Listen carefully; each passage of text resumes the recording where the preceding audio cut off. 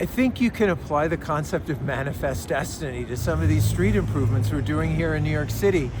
I think of what I've heard traffic engineers say, just take one small spot of Broadway just north of Union Square where, they reduced the motor vehicle traffic lanes down to one or eliminated them altogether.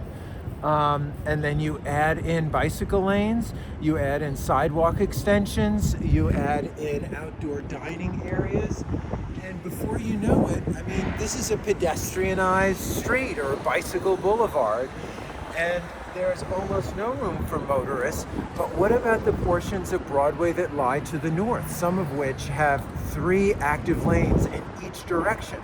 Well, where the traffic sewer meets the pedestrianized section, there's going to be frustration from drivers and honking and trying to shoehorn and cram themselves in like bulls in a china shop trying to get into the pedestrianized space.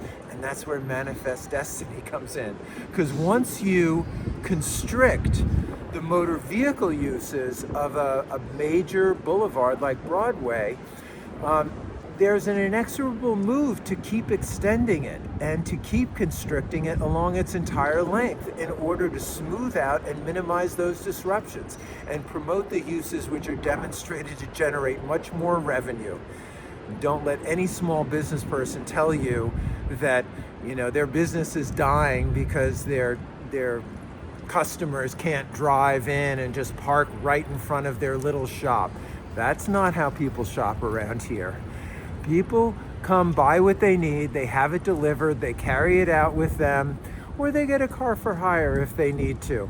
There's no one just cruising around in the city because that's a fun way to I see a restaurant there, let's just pull over and park the car. That's not how it works. Said no one ever, right?